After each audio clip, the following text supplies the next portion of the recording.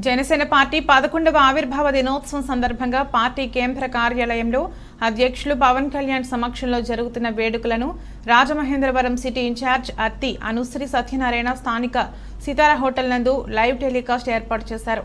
ఈ కార్యక్రమాన్ని తిలకించేందుకు పార్టీ నాయకులు, వీర మహిళలు, జన సైనికులు పెద్ద ఎత్తున తరలివచ్చారు.